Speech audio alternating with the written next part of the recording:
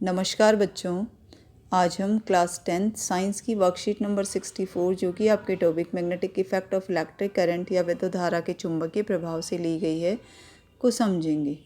आज की वर्कशीट के अंदर हम इलेक्ट्रोमैग्नेटिक इंडक्शन क्या होता है उसके बारे में पढ़ेंगे। इससे रिलेटेड एक दो एक्टिविटीज़ है वो करेंगे। गैल्वेनोमीटर क्या होता है उसको समझेंगे और एक EMF इलेक्ट्रोमोटिव फोर्सेस क्या होते हैं उसको समझेंगे, इसके एप्लीकेशंस क्या हैं, और एक है आपका फ्लेमिंग्स राइट हैंड रूल, इसके बारे में समझेंगे। तो सबसे पहले हम बात करते हैं इलेक्ट्रोमैग्नेटिक इंडक्शन की कि इलेक्ट्रोमैग्नेटिक इंडक्शन होता क्या है। एक साइंटिस्ट थे, ठीक है, ब्रिटेन के एक साइंटिस्ट थे माइकल फैराडे 1831 के अंदर, जिन्होंने सबसे पहले इलेक्ट्रोमैग्नेटिक इंडक्शन के बारे में बताया था। इन्होंने बताया, माइकल फैराडे ने, कि जब किसी वेरिएबल मैग्नेटिक फील्ड के अंदर किसी कंडक्टर को रखा जाता है तो वहाँ पर क्या होती है, करंट प्रोड्यूस होती है। उसको हम कहते हैं इंड्यूस्ड करंट, और ये जो टोटल फिनोमेनन है उसको कहते हैं हम इलेक्ट्रोमैग्नेटिक इंडक्शन। तो आपसे पूछिए कि इलेक्ट्रोमैग्नेटिक इंडक्शन के बारे में सबसे पहले किसने बताया? माइकल फैराडे ने। यानी कि अगर कोई वेरिएबल या परिवर्तित चुंबकीय क्षेत्र है, उसमें कोई चालक या कंडक्टर रखा हुआ है, तो वहाँ पर उस वेरिएबल मैग्नेटिक फील्ड की वजह से, परिवर्तित चुंबकीय क्षेत्र की वजह से वहाँ पर एक धारा उत्पन्न होती है, उसको हम कहते हैं प्रेरित धारा या इंड्यूस्ड करंट। और ये पूरा जो फिनोमिनन है, ये जो सारी प्रक्रिया है, उसको हम कहते हैं विद्युत चुंबकीय प्रेरण या इलेक्ट्रोमैग्नेटिक इंडक्शन। इससे रिलेटेड हम एक एक्टिविटी करते हैं कि इलेक्ट्रोमैग्नेटिक इंडक्शन आखिर होता कैसे है।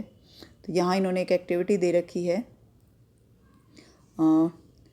हम क्या करते हैं, एक ऐसे ए और बी हम एक रॉड लेते हैं, इंसुलेटर रॉड होती है, इसके ऊपर हम कॉपर वायर इस तरीके से लपेट देते हैं, बहुत सारी कॉइल्स बना देते हैं इसके ऊपर, और यहाँ पर इसके दोनों एंड से हम क्या जोड़ देते हैं, गैल्वेनोमीटर। ठीक है, गैल्वेनोमीटर क्या होता है ये इसी वर्कशीट के अंदर हम आगे थोड़ा पढ़ेंगे। यहाँ हम लेके आते हैं एक मैग्नेट, ठीक है, ये जो हमने एक कॉइल ली है जिसके ऊपर हम वायर रैप कर रहे हैं, इसके पास में हम क्या लेके आते हैं, एक मैग्नेट लेके आते हैं, और इसका जो बी पार्ट है उसकी तरफ क्या करते हैं, हम इस मैग्नेट को मूव करवाते हैं। जब मैग्नेट इस कॉइल के अंदर की तरफ जाता है तो जो गैल्वेनोमीटर है, इस गैल्वेनोमीटर के अंदर कुछ डिफ्लेक्शन आता है। मतलब जब गैल्वेनोमीटर रेस्ट पोजीशन में होता है या आपकी स्थिर अवस्था के अंदर होता है, तो इसकी जो निडल होती है वो बिल्कुल बीच में होती है। जैसे ही आप इस कॉइल के अंदर मैग्नेट को लेके आए तो ये क्या करती है, थोड़ी डिफ्लेक्ट होती है, किसी भी डायरेक्शन के अंदर क्या होती है, डिफ्लेक्ट होती है। लेकिन अगर आपने मैग्नेट को इस कोयल के अंदर ऐसे के ऐसे स्टेशनरी रख दिया, ये कहीं पर भी इसके अंदर कोई हलचल नहीं की, यानी यहाँ पर वेरिएबल मैग्नेटिक फील्ड नहीं है, तो उस डायरेक्शन के अंदर गैल्वेनोमीटर के अंदर कोई डिफ्लेक्शन नहीं आता। यानी गैल्वेनोमीटर की जो निडल है वो बिल्कुल मिड के अंदर होती है, ज़ीरो पर होती है, उसमें कोई विक्षेप नहीं आता, इधर उधर वो नहीं हिलती है। थर्ड, लेकिन जैसे ही आप उस मैग्नेट को उस कॉइल के अंदर से बाहर निकालते हो तो जो डिफ्लेक्शन है, वो जो फर्स्ट केस में डिफ्लेक्शन आता है जब अंदर लेके गए थे, उससे अपोजिट डायरेक्शन के अंदर यहाँ पर डिफ्लेक्शन आता है। तो ये जो एक्टिविटी है वो आपको क्या बताती है कि जब इस कॉइल के अंदर आपने मैग्नेटिक फील्ड का मूवमेंट करवाया तो यहाँ पर मैग्नेटिक फील्ड की जो वैल्यू थी उसके अंदर क्या हुआ, चेंजेज आया, यानी यहाँ वेरिएबल मैग्नेटिक फील्ड प्रोड्यूस हुआ, और वेरिएबल मैग्नेटिक फील्ड की वजह से यहाँ पर क्या प्रोड्यूस हुई, करंट। और इस करंट, ये जो करंट थी उसी से डिफ्लेक्शन कहाँ पर आया, गैल्वेनोमीटर में। तो गैल्वेनोमीटर जो है एक ऐसी डिवाइस होती है जो कि डिटेक्ट करती है किसको, करंट को। ठीक है, करंट को, माइन्यूट अमाउंट में जो करंट प्रोड्यूस होती है ना, उसको गैल्वेनोमीटर क्या करता है, डिटेक्ट करता है। एक एमीटर है वो भी करंट को ही डिटेक्ट करता है, और गैल्वेनोमीटर भी करंट को ही करता है, लेकिन गैल्वेनोमीटर बहुत कम करंट को भी डिटेक्ट कर लेता है। ठीक है, अगर गैल्वेनोमीटर के अंदर किसी प्रकार का कोई करंट वहाँ पर नहीं है तो जो निडल होगा वो बिल्कुल जीरो पर आपको दिखाई देगा। इस तरीके का एक मीटर बना हुआ होता है, वहाँ पर जीरो पर दिखाई देगा। जैसे ही आप इसके अंदर वेरिएबल मैग्नेटिक फील्ड लेके आओगे, इसकी निडल या तो इस साइड डिफ्लेक्ट होगी या इस साइड होगी, इसका विक्षेपण या तो इधर होगा या इधर होगा। तो ये आपका क्या है, गैल्वेनोमीटर है। और किस तरीके से आपकी इंड्यूस करंट प्रोड्यूस हो रही है ये आपने देख लिया। और ये पूरा जो फिनोमिनन है वो क्या कहलाता है आपका, इलेक्ट्रोमैग्नेटिक इंडेक्स। इंडक्शन विद्युत चुम्बकीय प्रेरण। एक और एक्टिविटी इन्होंने यहाँ कर रखी है, ये वाली, कि हमने क्या किया, दो डिफरेंट कॉपर, दो कोयल ली जिनके ऊपर हमने कॉपर वायर्स लपेटे, कोयल 1 एंड कोयल 2। ठीक है, इनके अंदर हमने जो टर्न्स के नंबर्स हैं वो क्या लिए, हमने थोड़े अलग अलग लिए। ठीक है, और काफ़ी ज़्यादा हमने टर्न्स यहाँ पर लिए, जैसे कोयल 1 के अंदर हमने 100 टर्न्स लिए और यहाँ पर 50 लिए। जो कोयल 1 है, कोयल 1 को हमने बैटरी और की से जोड़ा है, और जैसे ही हम इसको बैटरी से जोड़ेंगे और दूसरी वाली जो है उसको हम क्या करेंगे, गैल्वेनोमीटर से लिंक करेंगे। जैसे ही हम इसके अंदर, फर्स्ट वाली के अंदर अगर ये स्विच ऑफ है, ये वाला की नहीं है इसके अंदर, तो जो गैल्वेनोमीटर है, गैल्वेनोमीटर के अंदर कोई भी डिफ्लेक्शन नहीं आता है। ठीक है,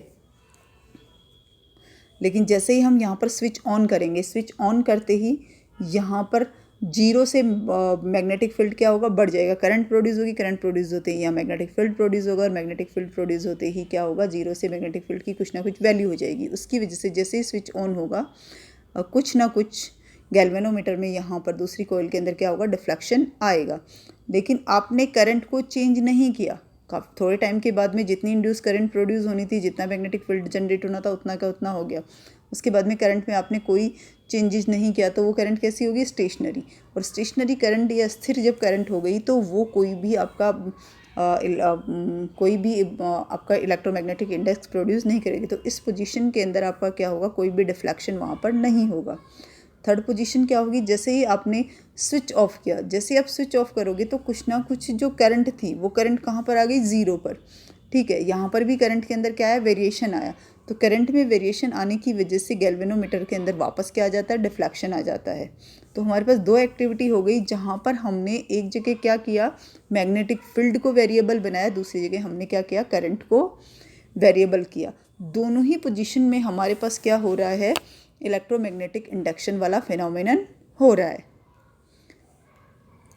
आगे जो दे रखा है वो है इंड्यूस्ड पोटेंशियल डिफरेंस और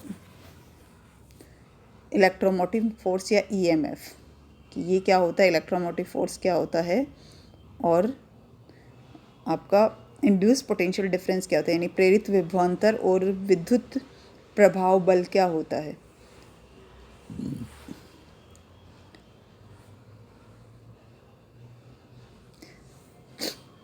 तो इसके अंदर क्या दे रखा है, the generation of a potential difference in a coil due to changes in the magnetic field associated with known as induced potential difference। किसी कोयल के अंदर जब मैग्नेटिक फील्ड को आप चेंज करते हो, किसी मतलब वेरिएबल जो मैग्नेटिक फील्ड होता है उसकी वजह से कोई जो दूसरी जो कोयल है उसके अंदर क्या होता है, आपका पोटेंशियल डिफरेंस उत्पन्न हो जाता है। इसको हम कहते हैं इंड्यूस्ड पोटेंशियल डिफरेंस। जैसे हमने इंड्यूस्ड करंट देखी थी ना, ऐसे ही क्या है, इंड्यूस्ड पोटेंशियल डिफरेंस भी प्रोड्यूस होता है। इस फिनोमिनन को हम क्या कहते हैं, आपका ईएमएफ या इलेक्ट्रोमोटिव फोर्स। और यहाँ पर जो करंट प्रोड्यूस होती है उसको हम कहते हैं आपका इंड्यूस्ड करंट।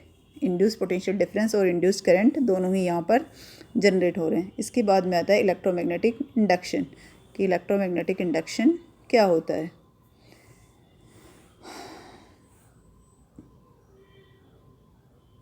जब किसी वेरिएबल मैग्नेटिक फील्ड के अंदर हम किसी कंडक्टर को लेके आते हैं तो उसकी वजह से किसी जो अदर कंडक्टर होता है, उस एक कंडक्टर की मूवमेंट की वजह से या वेरिएबल मैग्नेटिक फील्ड की वजह से क्या होता है, उस जो दूसरा कंडक्टर है उसके ऊपर इंड्यूस्ड करंट प्रोड्यूस होती है, उसको हम इलेक्ट्रोमैग्नेटिक इंडक्शन कहते हैं।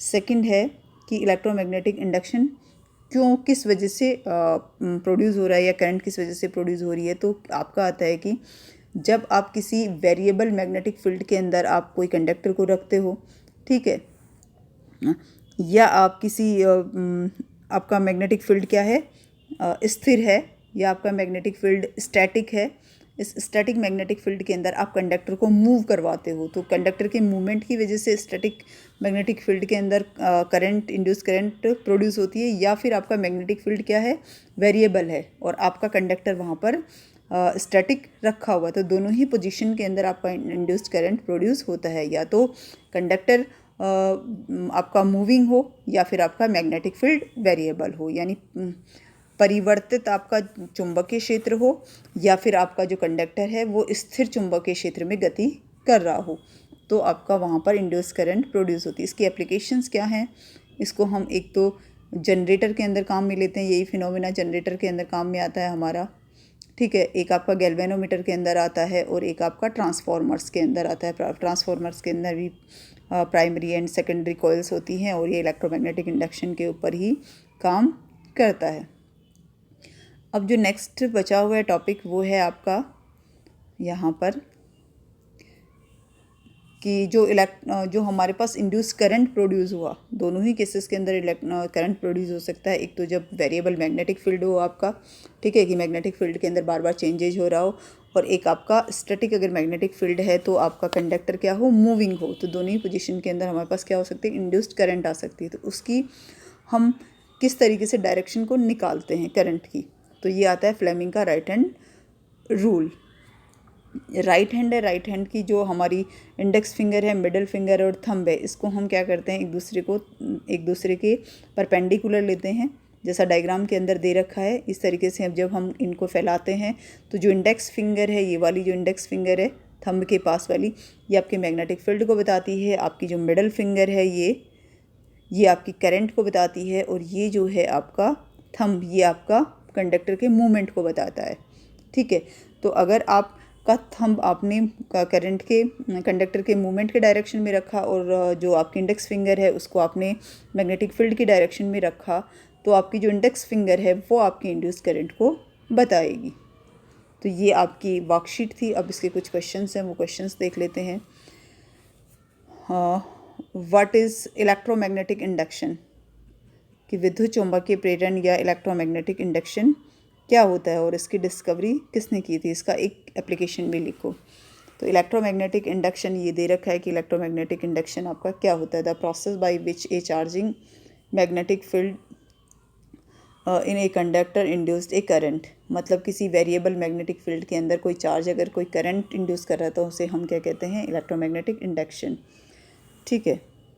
डिस्कवरी किसने की थी इलेक्ट्रोमैग्नेटिक इंडेक्स की, वो भी हमने देखा, माइकल फेराडे ने की थी, ठीक है। और इसकी एप्लीकेशंस क्या है, एप्लीकेशंस ये है कि जनरेटर के अंदर काम में लिया जाता है, गैल्वेनोमीटर में और ट्रांसफार्मर के अंदर। सेकंड जो है, right different ways to induce current, कौन से डिफरेंट वे हैं जिनसे हम इंड्यूस करंट प्रोड्यूस कर सकते हैं। तो ये दो तरीके हैं आपका, एक तो चेंजिंग इन मैग्नेटिक फील्ड, जिसको कि हम वेरिएबल मैग्नेटिक फील्ड बोल रहे हैं। अगर इसके अंदर हमने इलेक्ट्रिक कंडक्टर रखा हुआ है तो भी आपका क्या जनरेट होगा, इंड्यूस करंट जनरेट होगा। या फिर आपका अगर मैग्नेटिक फील्ड स्टैटिक है, स्थिर आपका मैग्नेटिक फील्ड है, और वहाँ पर आपने कंडक्टर को मूव करवाया, तो वहाँ पर भी आपका क्या होगा, इंड्यूस्ड करंट प्रोड्यूस होगी। यानी अगर आपका स्थिर चुंबकीय क्षेत्र है तो उसके अंदर गतिशील आपका चालक होना चाहिए, तो प्रेरित विद्युत धारा उत्पन्न होती है। और अगर आपका चुंबकीय क्षेत्र बार बार चेंजेज हो रहा है तो उसके अंदर आपका क्या है, कोई कंडक्टर रखा हुआ है, कोई चालक रखा हुआ है, तो उसके ऊपर भी प्रेरित धारा उत्पन्न होगी। थर्ड जो क्वेश्चन है वो है कि state the Fleming right hand rule, Fleming के दाएं हाथ के नियम को समझाओ। तो इसके अंदर आपको बताना है कि जब हम राइट हैंड रूल को, फ्लेमिंग के को, जब हम फिंगर्स को इस तरीके से अरेंज करते हैं कि आपका जो इंडेक्स है वो मैग्नेटिक फील्ड को और आपका जो थंब है वो कंडक्टर के मूवमेंट को शो करता है, तो आपका जो इंडेक्स फिंगर है, मिडिल फिंगर आपके इंड्यूस करंट को शो करेगा। तो ये मतलब कि जब आप दाएं हाथ को इस तरीके से फैलाते हैं कि अंगूठा आपका चालक की दिशा को बताता है, चालक की गति की दिशा को बताता है, आपकी जो तर्जनी अंगुली है वो आपके चुंबकीय क्षेत्र को बताती है, तो आपकी जो मध्यमा अंगुली है वो आपकी प्रेरित विद्युत धारा को बताएगी। होप आप सभी को ये वर्कशीट समझ में आई होगी। Thank you so much.